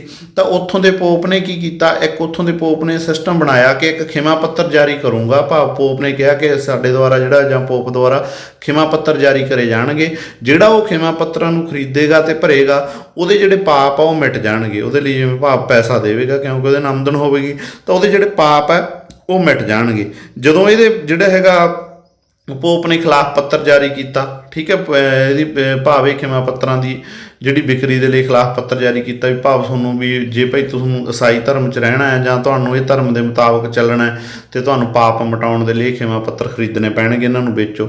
ਤਾਂ ਇਹ ਚੀਜ਼ ਨਾਲ ਜਿਹੜਾ ਹੈਗਾ ਇਹ ਇੱਕ ਤਰ੍ਹਾਂ ਨਾਲ ਵਿਊ ਖੜਾ ਹੁੰਦਾ ਹੈ, ਇੱਕ ਸਮੱਸਿਆ ਖੜੀ ਹੁੰਦੀ ਹੈ। ਅੱਗੇ ਹੈਗਾ ਜੀ ਟੇਟਜ਼ੇਲ ਨਾਮਕ ਪਾਦਰੀ ਹੈ, ਉਹਨੇ 1517 ਈਸਵੀ ਨੂੰ ਬ੍ਰਿਟੇਨ ਵਰਗ ਆ ਕੇ ਕੀ ਕਰਦਾ, ਪ੍ਰੋਫੈਸਰ ਜਿਹੜਾ ਮਾਰਟਨ ਲੂਥਰ ਹੈ ਇਸ ਅਧਿਆਤਮਕ ਸੌਦੇ ਦਾ ਵਿਰੋਧ ਕੀਤਾ। ਹੁਣ ਜਿਹੜਾ ਟੇਟਜ਼ੇਲ ਨਾਮਕ ਪਾਦਰੀ ਉਹ ਵੀ ਉਸੇ ਜਿਹੜਾ ਆਪਾਂ ਪਹਿਲਾਂ ਪੜ੍ਹ ਕੇ ਹਟਿਆ ਕਿ ਖਿਮਾ ਪੱਤਰਾਂ ਦੀ ਵਿਕਰੀ ਦੇ ਲਈ ਪ੍ਰਚਾਰ ਕਰਦਾ, ਬ੍ਰਿਟੇਨ ਵਰਗ ਦੇ ਵਿੱਚ ਪਹੁੰਚਦਾ ਵੀ ਖਿਮਾ ਪੱਤਰ ਲਓ ਭਾਈ ਤੁਹਾਡੇ ਪਾਪ ਮਿਟ ਜਾਣਗੇ, ਪਹਿਲਾਂ ਤੁਸੀਂ ਜਿਹੜਾ ਕੋਈ ਮਰਜ਼ੀ ਕਰ ਲਿਆ, ਜੇ ਤੁਸੀਂ ਇਹ ਖਿਮਾ ਪੱਤਰ ਭਰਤਾ, ਇਹਨੂੰ ਖਰੀਦ ਲਿਆ ਤੇ ਪੈਸੇ ਦੇ ਤੇ ਜਿਹੜਾ ਤੁਹਾਡੇ ਸਾਰੇ ਪਾਪ ਮਿਟ ਜਾਣਗੇ। ਭਾਵ ਤੁਸੀਂ ਫਿਰ ਤੋਂ ਇੱਕ ਤਰ੍ਹਾਂ ਨਾਲ ਕਹਿ ਸਕਦੇ ਹਾਂ ਵੀ ਪੂਰੇ ਸਾਫ਼ ਤੇ ਸਵੱਛ ਹਿਊਮਨ ਬਣ ਜਾਓਗੇ, ਮਨੁੱਖ ਬਣ ਜਾਓਗੇ। ਤੇ ਜਿਹੜਾ ਹੁਣ ਮਾਰਟਨ ਲੂਥਰ ਹੈ ਪ੍ਰੋਫੈਸਰ ਆ ਉਸ ਟਾਈਮ ਤੇ, ਉਹ ਇਹਦਾ ਵਿਰੋਧ ਕਰਦਾ ਵੀ ਇਹ ਅਧਿਆਤਮਕ ਸੌਦਾ ਹੈ, ਠੀਕ ਹੈ, ਵੀ ਇਹ ਪਾਪਾਂ ਦੀ ਜਾਂ ਮੁਕਤੀ ਦਾ ਰਾਹ ਨਹੀਂਗਾ, ਇਹ ਇੱਕ ਅਧਿਆਤਮਕ ਸੌਦਾ ਹੈ, ਪੈਸੇ ਦੇ ਲਈ ਇਹ ਕਰ ਰਹੇ ਆ। ਤੇ ਇੱਥੋਂ ਜਿਹੜੀ ਬਗਾਵਤ ਹੈ ਇੱਕ ਤਰ੍ਹਾਂ ਨਾਲ ਕਹਿ ਸਕਦੇ ਹਾਂ ਜਾਂ ਧਰਮ ਸੁਧਾਰ ਦੀ ਲਹਿਰ ਹੈ ਉਹ ਖੜੀ ਹੁੰਦੀ ਹੈ, ਜਿਹੜੀ ਫਿਰ ਅੱਗੇ ਜਾ ਕੇ ਕਿਸੇ ਨਾ ਕਿਸੇ ਰਿਜ਼ਲਟ 'ਤੇ ਰੁਕਦੀ ਹੈ। ਇਸ ਤਰ੍ਹਾਂ ਧਰਮ ਸੁਧਾਰ ਅੰਦੋਲਨ ਦਾ ਆਰੰਭ ਹੈ ਜਿਹੜਾ ਉਹ 1517 ਈਸਵੀ ਦੇ ਵਿੱਚ ਹੋਇਆ ਜਦੋਂ ਲੂਥਰ ਨੇ ਉਹਦਾ ਵਿਰੋਧ ਕੀਤਾ। ਅੱਗੇ ਕੀ ਹੈ ਜੀ, ਇਸ ਅੰਦੋਲਨ ਵਿੱਚ ਜ਼ਵਿੰਗਲੀ, ਕਾਲਵਿਨ, ਸਮਰਾਟ ਹੈਨਰੀ 8ਵੇਂ ਦਾ ਮਹੱਤਵਪੂਰਨ ਯੋਗਦਾਨ ਰਿਹਾ। ਇਹ ਸਾਰੇ ਆ ਜਿਹੜੇ ਜ਼ਵਿੰਗਲੀ, ਕਾਲਵਿਨ, ਸਮਰਾਟ ਹੈਨਰੀ, ਇਹ ਵੀ ਸਾਰੇ ਉਸ ਟਾਈਮ ਦੇ ਵਿਦਵਾਨ ਹੈ ਜਿਹੜੇ ਇਹਦੇ ਵਿੱਚ ਅੰਦੋਲਨ ਦੇ ਵਿੱਚ ਵੱਧ ਤੋਂ ਵੱਧ ਯੋਗਦਾਨ ਦਿੰਦੇ ਆ। ਭਾਵ ਇੱਕ ਅੰਦੋਲਨ ਹੈ ਜਿਹੜਾ ਪੂਰੇ ਯੂਰਪ ਦੇ ਵਿੱਚ ਖੜਾ ਹੋ ਜਾਂਦਾ ਖਾਸ ਕਰਕੇ। ਤਾਂ ਜਰਮਨੀ ਵਿੱਚ ਜਿਹੜਾ ਹੈਗਾ ਧਰਮ ਸੁਧਾਰ ਅੰਦੋਲਨ ਹੈ ਉਹਦਾ ਕੀ ਲਹਿਜਾ ਹੈ ਜਾਂ ਉਹ ਕਿਵੇਂ ਸ਼ੁਰੂ ਹੋਇਆ, ਤਾਂ ਉਹਦਾ ਜਿਹੜਾ ਜਰਮਨੀ ਦੇ ਵਿੱਚ ਸ਼ੁਰੂ ਕਰਨ ਵਾਲਾ ਉਹ ਮਾਰਟਨ ਲੂਥਰ ਹੈ, ਜਿਹਦਾ ਜਨਮ ਸੈਕਸਨੀ ਰਾਜ ਦੇ ਆਈਸਲੇਵਨ ਸਥਾਨ 'ਤੇ ਹੁੰਦਾ। ਆਈਸਲੇਵਨ ਦਾ ਇੱਕ ਜਗ੍ਹਾ ਹੈ, ਭਾਵ ਇੱਕ ਸ਼ਹਿਰ ਆਪਾਂ ਕਹਿ ਸਕਦੇ ਹਾਂ, ਅਤੇ ਉੱਥੇ ਜਿਹੜਾ ਹੈਗਾ ਸੈਕਸਨੀ ਰਾਜ ਹੈ ਉਹਦਾ ਇੱਕ ਸ਼ਹਿਰ ਹੈ, ਇੱਕ ਸਥਾਨ ਹੈ ਜਿਹਦਾ ਨਾਮ ਆ ਆਈਸਲਬੇਨ। 10 ਨਵੰਬਰ 1483 ਨੂੰ ਜਿਹੜਾ ਹੈਗਾ ਇਹਦਾ ਜਨਮ ਹੁੰਦਾ ਮਾਰਟਨ ਲੂਥਰ ਦਾ। ਬਹੁਤ ਵੱਡਾ ਹੈਗਾ ਜਿਹੜਾ ਇਹ ਲੂਥਰਵਾਦ ਖੜਾ ਕਰਦਾ ਹੈ, ਤੋਂ ਬਾਅਦ 'ਚ ਆਪਾਂ ਅੱਗੇ ਪੜ੍ਹਾਂਗੇ। ਤਾਂ ਲੂਥਰ ਨੇ ਕੀ ਕੀਤਾ ਜੀ, ਇਰਫਰਟ ਯੂਨੀਵਰਸਿਟੀ ਵਿੱਚ ਉੱਚ ਸਿੱਖਿਆ ਪ੍ਰਾਪਤ ਕੀਤੀ ਹੈ। ਫਿਰ ਲੂਥਰ ਨੇ ਖਿਮਾ ਪੱਤਰਾਂ ਦੇ ਵਿਰੋਧ ਵਿੱਚ 95 ਪ੍ਰਸਤਾਵ ਪੇਸ਼ ਕੀਤੇ। ਹੁਣ ਜਿਹੜੇ ਉਹ ਖਿਮਾ ਪੱਤਰ ਹੈ ਤਾਂ ਉਹਨਾਂ ਨੂੰ 95 ਨੁਕਤਿਆਂ ਦੇ ਨਾਲ, ਭਾਵ 95 ਸਿਧਾਂਤਕ ਜਿਹੜਾ ਹੈਗਾ ਇੱਕ ਤਰ੍ਹਾਂ ਨਾਲ ਆਪਾਂ ਕਹਿ ਸਕਦੇ ਹਾਂ ਕਿ ਪੱਖ ਪੇਸ਼ ਕਰਦਾ, ਪ੍ਰਸਤਾਵ ਪੇਸ਼ ਕਰਦਾ ਹੈ, ਜਿਸ ਕਾਰਨ ਪੋਪ ਲੀਓ 10ਵਾਂ ਜਿਹੜਾ ਉਹਨੇ ਲੂਥਰ ਨੂੰ ਕੈਥੋਲਿਕ ਧਰਮ ਵਿੱਚੋਂ ਬਾਹਰ ਕੱਢਤਾ। ਜਦੋਂ ਹੁਣ ਇਹ ਪ੍ਰਸਤਾਵ ਪੇਸ਼ ਕਰਤਾ ਲੂਥਰ ਨੇ, ਲੋਕਾਂ ਨੂੰ ਭਾਵ ਸਮਝਾਉਣਾ ਸ਼ੁਰੂ ਕਰਤਾ ਇਹਦੇ ਵਿੱਚ ਲਿਖਤੀ ਰੂਪ ਦੇ ਵਿੱਚ ਵਿਦ ਇਫੈਕਟ। ਤਾਂ ਜਿਹੜਾ ਪੋਪ ਲੀਓ 10ਵਾਂ ਹੈ ਉਦੋਂ ਦਾ ਪੋਪ ਆ ਜਿਹੜਾ, ਤਾਂ ਉਹ ਕਹਿੰਦਾ ਵੀ ਇਹ ਤਾਂ ਧਰਮ ਦੇ ਵਿਰੁੱਧ ਚੱਲ ਰਿਹਾ, ਕਿਉਂਕਿ ਉਹਨੂੰ ਤਾਂ ਕਹੂਗਾ ਹੀ ਜਦੋਂ ਉਹਦੀ ਜਿਹੜੀ ਨਿਰੰਕੁਸ਼ਤਾ ਉਹਨੂੰ ਖਤਰਾ ਪੈਦਾ ਹੁੰਦਾ ਨਾ, ਲੋਕ ਜਾਗਰੂਕ ਹੋ ਜਾਣਗੇ। ਤਾਂ ਉਹ ਲੂਥਰ ਨੂੰ ਕੈਥੋਲਿਕ ਧਰਮ ਦੇ ਵਿੱਚੋਂ ਕੱਢ ਦਿੰਦਾ ਹੈਗਾ, ਭਾਵੇਂ ਆਰਡਰ ਕਰ ਦਿੰਦਾ ਕਿ ਜਿਹੜਾ ਭਾਈ ਹੈਗਾ ਕੈਥੋਲਿਕ ਧਰਮ ਉਹਦੇ ਵਿੱਚੋਂ ਇਹਨੂੰ ਲੂਥਰ ਨੂੰ ਕੱਢਿਆ ਜਾਂਦਾ, ਇਹ ਧਰਮ ਦੇ ਉਲਟ ਚੱਲ ਰਿਹਾ ਜਾਂ ਜਿਹੜਾ ਹੈਗਾ ਪੋਪ ਨੂੰ ਬਦਨਾਮ ਕਰ ਰਿਹਾ ਨਾ। ਤਾਂ ਲੂਥਰ ਨੇ ਪੋਪ ਦੇ ਆਦੇਸ਼ ਪੱਤਰ ਨੂੰ 10 ਦਸੰਬਰ 1520 ਨੂੰ ਸਰਵਜਨਕ ਸਭਾ ਵਿੱਚ ਸਾੜਿਆ। ਹੁਣ ਜਦੋਂ ਇਹ ਹੁੰਦਾ ਹੈ ਉਹ ਆਦੇਸ਼ ਜਾਰੀ ਕਰਦਾ ਹੈ, ਤਾਂ ਲੂਥਰ ਫਿਰ 10 ਦਸੰਬਰ 1520 ਈਸਵੀ ਨੂੰ ਇੱਕ ਸਭਾ ਬੁਲਾਉਂਦਾ, ਸਰਵਜਨਕ ਲੋਕ ਇਕੱਠੇ ਕਰਦਾ ਜਿਹੜੇ ਧਰਮ ਨਾਲ ਰਿਲੇਟਡ ਹੁੰਦੇ ਆ ਨਾ, ਧਾਰਮਿਕ ਲੋਕ ਸਾਰੇ ਈਸਾਈ ਮਤ ਦੇ, ਉਹਨਾਂ ਨੂੰ ਇਕੱਠਾ ਕਰਕੇ ਤਾਂ ਇਹ ਜਿਹੜੀਆਂ ਜਿਹੜਾ ਇਹਦਾ ਆਦੇਸ਼ ਪੱਤਰ ਆ ਪੋਪ ਦਾ ਉਹਨੂੰ ਸਾੜਦਾ। ਇਹਦਾ ਰਿਜ਼ਲਟ ਕੀ ਨਿਕਲਦਾ? ਹੁਣ ਰਿਜ਼ਲਟ ਇਹ ਨਿਕਲਦਾ ਇੱਕ ਤਾਂ ਕਿ ਜਿਹੜੇ ਲੋਕਾਂ ਦੇ ਵਿੱਚ ਇਹ ਜਾਂਦੀ ਹੈ ਕਿ ਯਾਰ ਵੀ ਪੋਪ ਇਨਸਾਨ ਹੀ ਹੈ, ਵੀ ਪ੍ਰਮਾਤਮਾ ਨਹੀਂ, ਵੀ ਉਹਦਾ ਵਿਰੋਧ ਹੈ ਜਿਹੜਾ ਕੋਈ ਵੀ ਕਰ ਸਕਦਾ ਜੇ ਉਹਦੀਆਂ ਨੀਤੀਆਂ ਗਲਤ ਆ ਨਾ। ਦੂਜਾ ਮੈਸੇਜ ਲੋਕਾਂ 'ਚ ਇਹ ਜਾਂਦਾ ਕਿ ਲੂਥਰ ਹੈ ਜਿਹੜਾ, ਲੂਥਰ ਦੇ ਪ੍ਰਸਤਾਵ ਉਹ ਸਾਇੰਟੀਫਿਕ ਹੈ, ਇੱਕ ਤਰ੍ਹਾਂ ਨਾਲ ਕਹਿ ਸਕਦੇ ਹਾਂ ਤੱਤਾਂ 'ਤੇ ਆਧਾਰਿਤ ਹੈ, ਠੀਕ ਹੈ। ਜਿਹੜੇ ਤੱਥ ਹੈ ਤਾਂ ਤੱਥਾਂ ਨੂੰ ਲੋਕ ਅਡਾਪਟ ਕਰਦੇ ਆ, ਠੀਕ ਹੈ। ਜਦੋਂ ਫੈਕਟ ਵਹਿੰਦੇ ਆ ਲੋਕ ਵੀ ਵਾਕਈ ਲੋਕਾਂ ਦੇ ਸਾਹਮਣੇ ਦੋ ਚਿਹਰੇ ਆ ਜਾਂਦੇ ਆ, ਇੱਕ ਉਹ ਪੋਪ ਦਾ ਜਿਹੜਾ ਭ੍ਰਿਸ਼ਟਾਚਾਰ ਹੋ ਚੁੱਕਿਆ ਹੈ, ਠੀਕ ਹੈ, ਜਿਹੜਾ ਹੋਰ ਬੁਰਾਈਆਂ ਦੇ ਨਾਲ ਘਿਰਿਆ ਹੋਇਆ, ਅਤੇ ਜਿਹੜਾ ਇੱਕ ਢਕਵਾਂਜ ਜਾਂ ਪਖੰਡ ਦੇ ਨਾਲ ਲੋਕਾਂ ਨੂੰ ਜਿਹੜਾ ਹੈਗਾ ਲੁੱਟ ਰਿਹਾ। ਇੱਕ ਉਹ ਚਿਹਰਾ ਹੈ ਉਹ ਵੀ ਧਰਮ ਨੂੰ ਮੰਨਦਾ, ਉਹ ਧਰਮ ਨੂੰ ਨਹੀਂ ਬੁਰਾ ਕਹਿੰਦਾ, ਜਿਹੜੀਆਂ ਉਹਦੀਆਂ ਨੀਤੀਆਂ ਉਹਨਾਂ ਨੂੰ ਬੁਰਾ ਦੱਸ ਰਿਹਾ ਲੂਥਰ ਹੈ ਜਿਹੜਾ। ਤਾਂ ਉਹਦੇ ਜਿਹੜੇ ਆਦੇਸ਼ ਆ ਉਹਨਾਂ ਦਾ ਉਹ ਜਦੋਂ ਸਾੜਦਾ ਉਹਨਾਂ ਨੂੰ, ਤਾਂ ਲੋਕਾਂ ਦੇ ਵਿੱਚ ਇਹ ਮੈਸੇਜ ਜਾਂਦਾ ਹੈ ਕਿ ਪੋਪ ਹੈ ਜਿਹੜਾ ਉਹ ਕੋਈ ਧਰਮ, ਭਾਵ ਇੱਕ ਤਰ੍ਹਾਂ ਨਾਲ ਕਹਿ ਸਕਦੇ ਹਾਂ ਕਿ ਪਰਮਾਤਮਾ ਨਹੀਂ ਜਾਂ ਰੱਬ ਨਹੀਂ, ਰੱਬ ਹੋਰ ਹੈ, ਪੋਪ ਦੇ ਆਦੇਸ਼ ਹੈ ਜਿਹੜੇ ਉਹ ਜ਼ਰੂਰੀ ਨਹੀਂ ਮੰਨਣੇ ਨਾ ਮੰਨਣੇ ਲੋਕਾਂ ਦੇ। ਜਦੋਂ ਲੋਕਾਂ 'ਚ ਇਹ ਮੈਸੇਜ ਜਾਂਦਾ ਤਾਂ ਜਿਹੜਾ ਲੂਥਰ ਹੈ ਉਹਦੀ ਹੋਰ ਜਿਹੜੀ ਪ੍ਰਪੱਕਤਾ ਬਣ ਜਾਂਦੀ ਹੈ, ਉਹਦਾ ਜਿਹੜਾ ਅੰਦੋਲਨ ਹੈ ਜਾਂ ਜਿਹੜੀ ਉਹਦੀ ਲਹਿਰ ਆ ਹੋਰ ਮਜ਼ਬੂਤ ਹੋ ਜਾਂਦੀ ਹੈ। ਵਰਸਜ ਦੀ ਸਭਾ ਹੁੰਦੀ ਹੈ, ਇੱਕ ਵਰਸਜ ਦੇ ਵਿੱਚ ਸਭਾ ਹੁੰਦੀ ਹੈ ਜਿਹਦੇ ਵਿੱਚ ਕੀ ਹੈ ਜੀ, ਚਾਰਲਸ ਪੰਜਵੇਂ ਨੇ ਲੂਥਰ ਨੂੰ 18 ਅਪ੍ਰੈਲ 1520 ਨੂੰ ਵਰਸਜ ਦੀ ਪ੍ਰੀਸਦ ਦੇ ਸਾਹਮਣੇ ਪੇਸ਼ ਹੋਣ ਲਈ ਕਹਿੰਦਾ। ਜਿਹੜਾ ਹੁਣ ਚਾਰਲਸ ਪੰਜਵਾਂ ਭਾਵ ਉੱਥੋਂ ਦਾ ਇੱਕ ਤਰ੍ਹਾਂ ਨਾਲ ਕਹਿ ਸਕਦੇ ਹਾਂ ਕਿ ਆਪਾਂ ਕਿੰਗ ਹੈ ਨਾ, ਤਾਂ ਉਹ ਸਭਾ ਦੇ ਵਿੱਚ ਕਹਿੰਦਾ ਕਿ ਲੂਥਰ ਹੈ ਜਿਹੜਾ ਉਹ 18 ਅਪ੍ਰੈਲ 1520 ਈਸਵੀ ਨੂੰ ਵਰਸਜ ਦੀ ਪ੍ਰੀਸ਼ਦ ਦੇ ਵਿੱਚ ਪੇਸ਼ ਹੋਵੇ, ਭਾਵ ਉਹਦੇ ਤੇ ਜਿਹੜੇ ਦੋਸ਼ ਲੱਗੇ ਆ ਜਾਂ ਜਿਹੜੀ ਉਹਨੇ ਕਾਰਵਾਈ ਕੀਤੀ ਹੈ ਨਾ ਪੋਪ ਦੇ ਆਦੇਸ਼ ਸਾੜ ਕੇ। ਤਾਂ ਅੱਗੇ ਫਿਰ ਕੀ ਹੁੰਦਾ ਕਿ ਲੂਥਰ ਨੇ ਆਪਣੇ ਵਿਚਾਰ, ਲੂਥਰ ਨੂੰ ਕਿਹਾ ਜਾਂਦਾ ਵੀ ਜਾਂ ਤਾਂ ਆਪਦੇ ਵਿਚਾਰ ਤਿਆਗ ਦੇ, ਵੀ ਜਿਹੜੇ ਤੂੰ ਪ੍ਰਸਤਾਵ ਪੇਸ਼ ਕੀਤੇ ਆ ਉਹਨਾਂ ਨੂੰ ਤਿਆਗ ਦੇ, ਤੇ ਜਾਂ ਫਿਰ ਤੂੰ ਜਿਹੜਾ ਹੈਗਾ ਅੱਗੇ ਕਾਰਵਾਈ ਤੇ ਲਈ ਤਿਆਰ ਰਹਿ, ਭਾਵ ਤੇਰੇ ਤੇ ਐਕਸ਼ਨ ਹੋਊਗਾ। ਪਰ ਲੂਥਰ ਹੈ ਜਿਹੜਾ ਉਹ ਨਾ ਕਰ ਦਿੰਦਾ ਕਿ ਉਹ ਆਪਦੇ ਵਿਚਾਰਾਂ ਨੂੰ ਨਹੀਂ ਤਿਆਗੂਗਾ, ਜਿਸ ਕਾਰਨ ਲੂਥਰ ਤੇ ਪਾਬੰਦੀ ਲੱਗ ਜਾਂਦੀ ਹੈ। ਠੀਕ ਹੈ ਜੀ, ਉਸ ਦੀਆਂ ਲਿਖਤਾਂ ਨੂੰ ਜ਼ਬਤ ਕਰਨ ਦੇ ਆਦੇਸ਼ ਦੇ ਦਿੰਦਾ ਰਾਜਾ ਕਿ ਜਿਹੜਾ ਲੂਥਰ ਹੈ ਭਾਵ ਕੀ ਹੈ ਉਹ ਲਿਖ ਨਹੀਂ ਸਕਦਾ, ਠੀਕ ਹੈ, ਉਹ ਪ੍ਰਚਾਰ ਨਹੀਂ ਕਰ ਸਕਦਾ ਇਸ ਤਰ੍ਹਾਂ ਦੇ। ਤੇ ਜਿਹੜੀਆਂ ਉਹਦੀਆਂ ਲਿਖਤਾਂ ਜਾਂ ਜਿਹੜੀਆਂ ਉਹਦੀਆਂ ਰਚਨਾਵਾਂ ਜਿਵੇਂ 95 ਪ੍ਰਸਤਾਵ ਆ ਜਿਹੜੇ ਉਹਦੇ, ਉਹਨਾਂ ਸਾਰੀਆਂ ਤੇ ਜਾਂ ਉਦੋਂ ਪਹਿਲਾਂ ਜੋ ਵੀ ਕੁਛ ਲਿਖਿਆ ਉਹਨੇ ਉਹਨਾਂ ਸਾਰਿਆਂ ਤੇ ਪਾਬੰਦੀ ਲੱਗ ਜਾਂਦੀ ਹੈ। ਤੇ ਸਰਕਾਰ ਜਿਹੜੀ ਹੈਗੀ ਇੱਕ ਤਰ੍ਹਾਂ ਨਾਲ ਭਾਵ ਰਾਜਤੰਤਰ ਹੈ ਜਿਹੜਾ, ਉਹ ਇਹ ਆਦੇਸ਼ ਦੇ ਦਿੰਦਾ ਕਿ ਇਹਦੇ ਸਾਰੇ ਜਿਹੜੇ ਪਹਿਲਾਂ ਵਾਲੀਆਂ ਲਿਖਤਾਂ ਉਹਨਾਂ ਨੂੰ ਜ਼ਬਤ ਕਰ ਲਿਆ ਜਾਵੇ। ਹੁਣ ਅੱਗੇ ਕੀ ਹੁੰਦਾ ਜੀ, ਸੈਕਸਨੀ ਦੇ ਸ਼ਾਸਕ ਨੇ ਲੂਥਰ ਨੂੰ ਸ਼ਰਨ ਦਿੱਤੀ। ਹੁਣ ਸੈਕਸਨੀ ਦਾ ਜਿਹੜਾ ਸ਼ਾਸਕ ਹੈ ਉਹ ਲੂਥਰ ਨੂੰ ਸ਼ਰਨ ਦਿੰਦਾ ਹੈ, ਭਾਵ ਕਿ ਇਹ ਲੂਥਰ ਨੂੰ ਉਹ ਆਪਦੇ ਕੋਲ ਰੱਖਦਾ। ਲੂਥਰ ਨੇ 11 ਹਫ਼ਤਿਆਂ ਵਿੱਚ ਬਾਈਬਲ ਦਾ ਅਨੁਵਾਦ ਜਰਮਨ ਭਾਸ਼ਾ ਦੇ ਵਿੱਚ ਕੀਤਾ। ਇਹ ਸਭ ਤੋਂ ਵੱਡੀ ਕਾਰਵਾਈ ਹੁੰਦੀ ਹੈ ਲੂਥਰ ਦੀ ਕਿ ਜਿਹੜੇ ਜਰਮਨੀ ਲੋਕ ਆ ਉਹ ਬਾਈਬਲ ਨੂੰ ਸਮਝ ਨਹੀਂ, ਪੜ੍ਹ ਨਹੀਂ ਸਕਦੇ ਆਮ, ਠੀਕ ਹੈ ਜੀ, ਕਿਉਂਕਿ ਉਹਨਾਂ ਦੀ ਆਮ ਜਰਮਨ ਭਾਸ਼ਾ ਹੈ ਤੇ ਥੋੜ੍ਹਾ ਜਿਹਾ ਜਿਹੜਾ ਖਿੱਤਾ ਉਹ ਈਸਾਈ ਮਤ ਦਾ ਜਿਹੜਾ ਉਹ ਬਾਈਬਲ ਨੂੰ ਸਮਝ ਸਕਦਾ। ਤਾਂ ਲੂਥਰ ਕੀ ਕਰਦਾ, 11 ਹਫ਼ਤਿਆਂ ਦੇ ਵਿੱਚ ਭਾਵ ਕੀ 77 ਦਿਨਾਂ ਦੇ ਵਿੱਚ ਜਿਹੜਾ ਹੈਗਾ ਜਰਮਨ ਭਾਸ਼ਾ ਦੇ ਵਿੱਚ ਬਾਈਬਲ ਨੂੰ ਅਨੁਵਾਦ ਕਰ ਦਿੰਦਾ ਤੇ ਲੋਕਾਂ 'ਚ ਉਹਨੂੰ ਵੰਡ ਦਿੰਦਾ ਵੀ ਦੇਖੋ ਬਾਈਬਲ ਦਾ ਮੈਸੇਜ ਕੀ ਹੈ, ਵੀ ਜਿਹੜੀ ਹੋਲੀ ਆਫ ਬੁੱਕ ਆ ਨਾ, ਗੋਡ ਦੀ ਨਾਂ ਦੀ, ਪਰਮਾਤਮਾ ਦਾ ਸੰਦੇਸ਼ ਹੈ ਜਿਹੜੀ ਬੁੱਕ ਦੇ ਵਿੱਚ, ਜਿਹੜੇ ਗ੍ਰੰਥ ਦੇ ਵਿੱਚ, ਉਹ ਗ੍ਰੰਥ ਦੇਖੋ ਕੀ ਕਹਿੰਦਾ। ਜਦੋਂ ਲੋਕਾਂ ਦੇ ਸਾਹਮਣੇ ਸ਼ੀਸ਼ਾ ਲਿਆਉਂਦਾ ਤਾਂ ਇਹਦੇ ਵਿੱਚ ਕੀ ਹੈ, ਲੂਥਰ ਹੋਰ ਪ੍ਰਸਿੱਧੀ ਹਾਸਲ ਕਰ ਲੈਂਦਾ। ਜਰਮਨੀ ਵਿੱਚ ਗ੍ਰਹਿ ਯੁੱਧ 9 ਸਾਲਾਂ ਤੱਕ ਚੱਲਦਾ ਇਸ ਟਾਈਮ ਤੇ। ਅੱਗੇ 1555 ਈਸਵੀ ਦੇ ਵਿੱਚ ਜਰਮਨ ਡਾਇਟ ਆ ਜਿਹੜਾ, ਉਹ ਡਾਇਟ ਦੇ ਵਿੱਚ ਆਕਸਬਰਗ ਦੀ ਸੰਧੀ ਹੁੰਦੀ ਹੈ। ਆਕਸਬਰਗ ਦੀ ਸੰਧੀ ਹੁੰਦੀ ਹੈ 1555 ਈਸਵੀ ਦੇ ਵਿੱਚ ਜਰਮਨ ਡਾਇਟ ਦੇ ਵਿੱਚ। ਕਈ ਵਾਰ ਸਿੱਧਾ ਆ ਜਾਂਦਾ ਵੀ ਆਕਸਬਰਗ ਦੀ ਸੰਧੀ ਕਦੋਂ ਹੋਈ। ਸ਼ਰਤਾਂ ਕੀ ਹੁੰਦੀਆਂ ਸੰਧੀ ਦੀਆਂ, ਇਹ ਵਿਵਾਦ ਨੂੰ ਲੈ ਕੇ ਸੰਧੀ ਹੁੰਦੀ ਹੈ। ਹਰੇਕ ਧਰਮ ਨੂੰ ਚੁਣਨ ਦੀ ਆਜ਼ਾਦੀ, ਵੀ ਹਰੇਕ ਹੈ ਜਿਹੜਾ ਕੋਈ ਵੀ ਇਨਸਾਨ ਉਹ ਕੋਈ ਵੀ ਧਰਮ ਨੂੰ ਚੁਣ ਸਕਦਾ ਹੈ, ਭਾਵੇਂ ਉਹ ਜਿਹੜਾ ਕੈਥੋਲਿਕ ਨੂੰ ਚੁਣੇ, ਭਾਵੇਂ ਉਹ ਆਰਥੋਡੈਕਸ ਨੂੰ ਚੁਣੇ।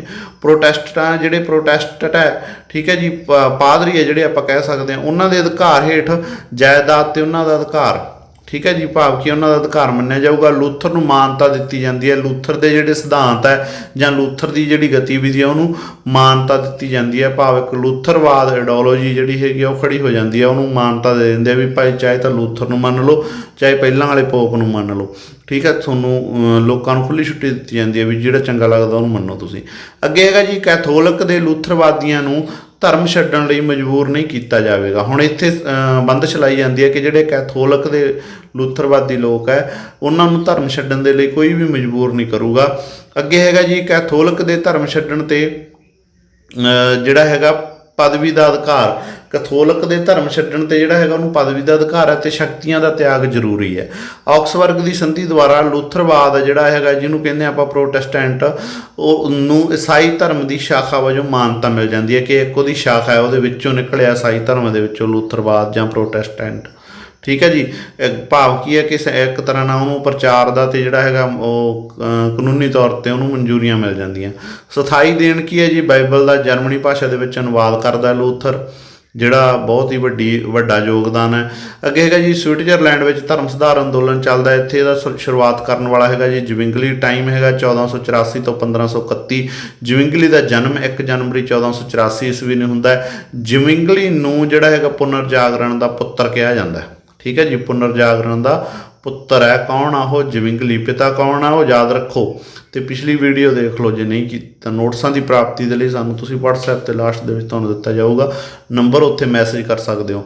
ਜਵਿੰਗਲੀ 1518 ਈਸਵੀ ਦੇ ਵਿੱਚ ਯੂਰਿਖ ਦੀ ਚਰਚ ਦਾ ਪਾਦਰੀ ਬਣਦਾ ਹੈ, ਠੀਕ ਹੈ ਜੀ। ਇਹ ਚਰਚ ਦੀਆਂ ਬੁਰਾਈਆਂ ਤੋਂ ਦੁਖੀ ਸੀਗਾ ਇਹ ਪਹਿਲਾਂ, ਤਾਂ ਕਰਕੇ ਫਿਰ ਇਹ ਉਸ ਸਿਸਟਮ ਦੇ ਵਿੱਚ ਜਾਂਦਾ ਹੈ। 1519 ਈਸਵੀ ਦੇ ਵਿੱਚ ਖਿਮਾ ਪੱਤਰ ਵੇਚਣ ਵਾਲਿਆਂ ਨੂੰ ਯੂਰਖ ਵਿੱਚੋਂ ਬਾਹਰ ਕੱਢਿਆ ਜਾਂਦਾ ਹੈਗਾ। ਜਦੋਂ ਜਿਹੜੇ 1519 ਦੇ ਵਿੱਚ ਉਹ ਖਿਮਾ ਪੱਤਰ ਆਪਾਂ ਪਹਿਲਾਂ ਕਰਕੇ ਹਟੇ ਉਹਨਾਂ ਨੂੰ ਵੇਚਦੇ ਆ, ਤਾਂ ਉਹਨਾਂ ਨੂੰ ਯੂਰਖ ਦੇ ਵਿੱਚੋਂ ਬਾਹਰ ਕੱਢ ਦਿੱਤਾ ਜਾਂਦਾ ਹੈ। 1525 ਈਸਵੀ ਦੇ ਵਿੱਚ ਜਵਿੰਗਲੀ ਨੇ ਪੋਪ ਵਿਰੁੱਧ 67 ਪ੍ਰਸਤਾਵ ਪੇਸ਼ ਕੀਤੇ। ਉਵੇਂ ਹੀ ਜਿਵੇਂ ਲੂਥਰ 95 ਕਰਦਾ ਤੇ ਜਵਿੰਗਲੀ 67 ਪ੍ਰਸਤਾਵ ਪੇਸ਼ ਕਰਦਾ। ਗ੍ਰਹਿ ਯੁੱਧ ਵਿੱਚ ਜਵਿੰਗਲੀ ਹੈ ਜਿਹੜਾ ਉਹ ਮਾਰਿਆ ਜਾਂਦਾ। ਜਦੋਂ ਇਹ ਸਿਸਟਮ ਭਾਵ ਵਿਰੋਧ ਖੜਾ ਹੁੰਦਾ ਤਾਂ ਗ੍ਰਹਿ ਯੁੱਧ ਸ਼ੁਰੂ ਹੋ ਜਾਂਦਾ। ਕੁਛ ਉਹ ਲੋਕ ਤਾਂ ਜਿਹੜਾ ਹੈਗਾ ਜਵਿੰਗਲੀ ਨੂੰ ਕਤਲ ਕਰ ਦਿੱਤਾ ਜਾਂਦਾ ਹੈ। ਐਵੇਂ ਲੂਥਰ ਦਾ ਵੀ ਕਤਲ ਕੀਤਾ ਗਿਆ ਸੀ, ਐਵੇਂ ਜਵਿੰਗਲੀ ਦਾ ਕਤਲ ਕੀਤਾ ਜਾਂਦਾ। ਬਹੁਤ ਜ਼ਿਆਦਾ ਭਾਵ ਕਹਿ ਸਕਦੇ ਹਾਂ ਆਪਾਂ ਕਿ ਦੁਖਦਾਈ ਢੰਗ ਦੇ ਨਾਲ ਜਿਹੜਾ ਹੈਗਾ ਇਹਨਾਂ ਨੂੰ ਮੌਤ ਦਿੱਤੀ ਜਾਂਦੀ ਹੈ। ਜਿਹੜੇ ਲੋਕ ਹੈ ਭਾਵ ਜਿਹੜੇ ਰਾਜਨੀਤਿਕ ਅਤੇ ਜਾਂ ਜਿਹੜੇ ਧਾਰਮਿਕ ਪੁਰਾਤਨ ਧਾਰਮਿਕ ਵਿਚਾਰਾਂ ਦੇ ਲੋਕ ਆ ਉਹਨਾਂ ਦੁਆਰਾ। ਪਰ ਜਿਹੜੇ ਇਹਨਾਂ ਦੇ ਵਿਚਾਰ ਆ ਜਾਂ ਜਿਹੜੀ ਇਹਨਾਂ ਦੀ ਆਈਡੀਓਲੋਜੀ ਆ ਉਹ ਵਾਕਈ ਕਾਬਲੇ ਤਾਰੀਫ ਸੀਗੀ, ਜਿਹਨੇ ਜਿਹੜਾ ਬਿਲਕੁਲ ਪਿਛਾਂਹ ਨੂੰ ਜਾ ਰਿਹਾ ਜਿਹੜਾ ਈਸਾਈ ਧਰਮ ਆ ਉਹਨੂੰ ਫਿਰ ਸਿਖਰਾਂ 'ਤੇ ਪਹੁੰਚਾਉਣਾ ਸ਼ੁਰੂ ਕੀਤਾ। ਫਰਾਂਸ ਵਿੱਚ ਧਰਮ ਸੁਧਾਰ ਅੰਦੋਲਨ ਦਾ ਮੁਖੀ ਹੈਗਾ ਜੀ ਕਾਲਵਿਨ। ਕਾਲਵਿਨ ਦਾ ਜਨਮ 10 ਜੁਲਾਈ 1509 ਨੂੰ ਹੁੰਦਾ ਹੈ। ਨੋਇਨ ਨਗਰ ਦੇ ਵਿੱਚ ਇਹਦਾ ਜਨਮ ਹੁੰਦਾ ਹੈ। ਇਹ ਲੂਥਰ ਤੋਂ ਪ੍ਰਭਾਵਿਤ ਸੀਗਾ। 1533 ਈਸਵੀ ਨੂੰ ਜਿਹੜਾ ਹੈਗਾ ਜੀ ਕੈਥੋਲਿਕ ਧਰਮ ਦਾ ਤਿਆਗ ਕਰਕੇ ਕਾਲਵਿਨ ਧਰਮ ਜਿਹੜਾ ਹੈਗਾ ਪਰਿਵਰਤਨ ਕਰਦਾ। ਕਾਲਵਿਨ ਧਰਮ ਭਾਵ ਆਪਦੇ ਨਾਮ 'ਤੇ ਜਿਹੜਾ ਹੈਗਾ ਪਰਿਵਰਤਨ ਕਰਦਾ, ਜਿਹੜੇ ਬਦਲਾਅ ਇਹ ਚਾਹੁੰਦਾ ਹੁੰਦਾ। 1536 ਈਸਵੀ ਦੇ ਵਿੱਚ ਲਤੀਨੀ ਭਾਸ਼ਾ ਦੇ ਵਿੱਚ ਪੁਸਤਕ ਲਿਖਦਾ ਜਿਹਦਾ ਨਾਮ ਹੈਗਾ ਜੀ the institutes of the Christian religion. The institutions of the Christian religion ਇਹ ਬੁੱਕ ਹੈ ਜਿਹੜੀ ਇਹਦੀ ਪ੍ਰਕਾਸ਼ਿਤ ਹੁੰਦੀ ਹੈ। ਉਸ ਦੇ ਸਿਧਾਂਤਾਂ ਨੂੰ ਕਾਲਵਿਨਵਾਦ ਕਿਹਾ ਜਾਂਦਾ ਹੈ। ਠੀਕ ਹੈ ਜੀ। ਕਾਲਵਿਨਵਾਦ ਕੀ ਹੈ? ਜਿਹੜੇ ਕਾਲਵਿਨ ਦੇ ਸਿਧਾਂਤ ਹੈ ਇਹਦੇ ਸਮਰਥਕਾਂ ਨੂੰ ਜਿਹੜਾ ਹੈਗਾ ਹਿਊਗਨਾਟ ਕਿਹਾ ਜਾਂਦਾ ਜੀ। ਅੱਗੇ ਹੈਗਾ ਜੀ ਸਕਾਟਲੈਂਡ ਵਿੱਚ ਜਿਹੜਾ ਹੈਗਾ ਪ੍ਰੈਸਬੀਟੇਰੀਅਨਸ ਹੈ ਜਿਹੜੇ, ਅਤੇ ਇੰਗਲੈਂਡ ਦੇ ਵਿੱਚ ਪਿਊਰਿਟਨ ਇਹਨਾਂ ਨੂੰ ਕਿਹਾ ਜਾਂਦਾ ਹੈਗਾ ਜਿਹੜੇ ਕਾਲਵਿਨਵਾਦ ਦੇ ਸਮਰਥਕ ਹੈ। ਇੰਗਲੈਂਡ ਵਿੱਚ ਧਰਮ ਸੁਧਾਰ ਅੰਦੋਲਨ ਜਿਹੜਾ ਹੈਗਾ ਜੀ ਸ਼ੁਰੂ ਹੁੰਦਾ, ਉਹਦੇ ਵਿੱਚ ਹੈਗਾ ਜੌਨ ਵੈਕਲਿਫ। 1330 ਤੋਂ 1383 ਦਾ ਟਾਈਮ ਹੈ। ਇਹਨੇ ਬਾਈਬਲ ਦਾ ਜਿਹੜਾ ਅਨੁਵਾਦ ਆ ਅੰਗਰੇਜ਼ੀ ਭਾਸ਼ਾ ਦੇ ਵਿੱਚ ਕੀਤਾ। ਇਹਦੇ ਨਾਲ ਜਿਹੜੇ ਅੰਗਰੇਜ਼ੀ ਭਾਸ਼ਾ ਬੋਲਣ ਵਾਲੇ ਅਤੇ ਪੜ੍ਹਨ ਵਾਲੇ ਲੋਕ ਸੀਗੇ, ਜਿਹੜੇ ਸਮਝਣ ਵਾਲੇ, ਉਹਨਾਂ ਦੇ ਵਿੱਚ ਬਾਈਬਲ ਦੇ ਜਿਹੜੇ ਸੰਦੇਸ਼ ਹੈ ਸੌਖੇ ਤਰੀਕੇ ਦੇ ਨਾਲ ਪਹੁੰਚਦੇ ਆ। 1384 ਈਸਵੀ ਦੇ ਵਿੱਚ ਇਸ ਦੀ ਮੌਤ ਹੋ ਜਾਂਦੀ ਹੈ ਅਤੇ ਪਾਦਰੀਆਂ ਨੇ ਇਸ ਦੇ ਸਰੀਰ ਨੂੰ ਕਬਰਸਤਾਨ ਵਿੱਚੋਂ ਕਢਵਾ ਕੇ ਗੰਦੀ ਥਾਂ 'ਤੇ ਸੁੱਟਿਆ ਸੀਗਾ। ਠੀਕ ਹੈ ਜੀ। ਗੰਦੀ ਥਾਂ 'ਤੇ ਸੁੱਟਤਾ ਸੀ ਕਿਉਂ? ਉਹ ਕਹਿੰਦੇ ਸੀ ਕਿ ਇਹਨੂੰ ਦਫਨਾਉਣਾ ਵੀ ਨਹੀਂ ਜ਼ਰੂਰੀ ਕਿਉਂਕਿ ਧਰਮ ਦੇ ਉਲਟ ਚੱਲਦਾ। ਪਰ ਸਾਇੰਟੀਫਿਕ ਕੀ ਸੀ, ਉਹ ਉਹਨਾਂ ਦੇ ਵਿੱਚ ਸੁਧਾਰਾਂ ਦੀ ਗੱਲ ਕਰਦਾ ਸੀ। ਹੈਨਰੀ 8ਵੇਂ ਸਮੇਂ 1500 ਤੋਂ 1547 ਈਸਵੀ ਵਿੱਚ ਜਿਹੜੀ ਧਰਮ ਸੁਧਾਰ ਲਹਿਰ ਆ ਉਹ ਫਿਰ ਤੋਂ ਜ਼ੋਰ ਫੜਦੀ ਹੈ। ਦੁਆਰ ਤੋਂ ਫਿਰ ਉਹੀ ਲਹਿਰ ਜਿਹੜੀ ਚੱਲਦੀ ਹੈ ਜਿਹਦੇ ਵਿੱਚ ਮੈਰੀ ਐਲਿਜ਼ਾਬੈਥ ਆ ਉਹ ਪ੍ਰੋਟੈਸਟੈਂਟਾਂ ਨੂੰ ਜਿੰਦਾ ਜਲਾਇਆ ਜਾਂਦਾ। ਮੈਰੀ ਐਲਿਜ਼ਾਬੈਥ ਹੈ ਜਿਹੜੀ ਇਹ ਪ੍ਰੋਟੈਸਟੈਂਟਾਂ ਨੂੰ ਜਿੰਦਾ ਜਲਾਉਂਦੀ ਹੈ, ਭਾਵ ਜਿਹੜੇ ਲੂਥਰ ਦੀ ਫਿਲਾਸਫੀ ਨੂੰ ਮੰਨਦੇ ਹੁੰਦੇ ਆ। ਇਸ ਕਰਕੇ ਉਸ ਦਾ ਨਾਂ ਖੂਨੀ ਮੈਰੀ ਪੈ ਜਾਂਦਾ। ਕਈ ਵਾਰ ਕੁਐਸਚਨ ਆ ਜਾਂਦਾ ਖੂਨੀ ਮੈਰੀ ਕਹਿ ਕੇ ਕਿਸ ਨੂੰ ਜਾਣਿਆ ਜਾਂਦਾ, ਤਾਂ ਮੈਰੀ ਐਲਿਜ਼ਾਬੈਥ ਹੈ ਜੀ। ਨੀਦਰਲੈਂਡ ਦੇ ਵਿੱਚ ਕਾਲਵਿਨਵਾਦ ਆ ਜਿਹੜਾ ਉਹ ਰਾਸ਼ਟਰੀ ਧਰਮ ਬਣ ਜਾਂਦਾ। ਇੱਥੇ ਬਹੁਤ ਪ੍ਰਸਿੱਧੀ ਹਾਸਲ ਹੁੰਦੀ ਹੈ ਕਾਲਵਿਨਵਾਦ ਨੂੰ, ਤਾਂ ਜਿਹੜਾ ਕਾਲਵਿਨਵਾਦ ਆ ਉਹ ਰਾਸ਼ਟਰੀ ਧਰਮ ਬਣ ਜਾਂਦਾ ਹੈ। ਸਕੈਂਡੀਨੇਵੀਆ ਦੇ ਵਿੱਚ ਜਿਹੜਾ ਹੈਗਾ ਲੂਥਰਵਾਦ ਦਾ ਸਭ ਤੋਂ ਵੱਧ ਪ੍ਰਭਾਵ ਹੁੰਦਾ ਹੈ। ਅਤੇ ਅੱਗੇ ਹੈਗਾ ਜੀ ਸਾਡੇ ਕੋਲ ਗੁਸਤਾਫ ਵਾਸਾ। ਇਹਨੇ 1523 ਈਸਵੀ ਦੇ ਵਿੱਚ ਲੂਥਰਵਾਦ ਨੂੰ ਰਾਜ ਧਰਮ ਵਜੋਂ ਪ੍ਰਵਾਨ ਕੀਤਾ ਹੈਗਾ। ਵਾਸਾ 1523 ਈਸਵੀ ਦੇ ਵਿੱਚ ਲੂਥਰਵਾਦ ਨੂੰ ਸਟੇਟ ਦਾ ਧਰਮ ਬਣਾਉਣ ਦਾ, ਰਾਜ ਧਰਮ ਬਣਾਉਣ ਦਾ। ਸਕਾਟਲੈਂਡ ਦੇ ਵਿੱਚ ਜੌਨ ਨਾਕਸ ਹੈ ਜਿਹੜਾ ਉਹ ਕਾਲਵਿਨਵਾਦ ਦੀ ਅਗਵਾਈ ਕਰਦਾ ਹੈ। ਠੀਕ ਹੈ ਜੀ। ਕਈ ਵਾਰੀ ਸਿੱਧਾ ਕੁਐਸਚਨ ਆ ਜਾਂਦਾ ਸਕਾਟਲੈਂਡ ਦੇ ਵਿੱਚ ਕਾਲਵਿਨਵਾਦ ਦੀ ਅਗਵਾਈ ਕਿਸ ਨੇ ਕੀਤੀ, ਤਾਂ ਜੌਨ ਨਾਕਸਨ ਨੇ। ਜਾਂ ਪੁੱਛ ਲੈਂਦੇ ਆ ਕਾਲਵਿਨਵਾਦ ਸਕਾਟਲੈਂਡ ਦੇ ਵਿੱਚ ਕਿਸ ਦੁਆਰਾ ਫੈਲਾਇਆ ਗਿਆ ਜਾਂ ਕਿਸ ਦੁਆਰਾ ਪ੍ਰਚਾਰਿਆ ਗਿਆ, ਤਾਂ ਜੌਨ ਨਾਕਸ। ਚਰਚ ਹੈ ਜਿਹੜੀ ਉਹ ਬਣਾਈ ਜਾਂਦੀ ਹੈ ਜੀ ਸਕਾਟਲੈਂਡ ਦਾ ਜਿਹੜਾ ਹੈਗਾ ਪ੍ਰੈਸਬਾਈਟੇਰੀਅਨ ਚਰਚ। ਠੀਕ ਹੈ ਜੀ। ਚਰਚ ਹੈ ਜਿਹਦਾ ਨਾਮ ਹੈਗਾ ਸਕਾਟਲੈਂਡ ਦੇ ਵਿੱਚ ਪ੍ਰੈਸਬਾਈਟੇਰੀਅਨ ਚਰਚ। ਸੋ ਇਹ ਸੀ ਆਪਣਾ ਟੌਪਿਕ। ਆਪਣਾ ਅਗਲਾ ਟੌਪਿਕ ਹੋਊਗਾ ਜੀ ਜਿਹੜਾ ਪਹਿਲਾ ਵਿਸ਼ਵ ਯੁੱਧ। ਤੁਹਾਡਾ ਸਾਡੇ ਨਾਲ ਜੁੜਨ ਦੇ ਲਈ please like, share and subscribe our YouTube channel. Thanks for watching.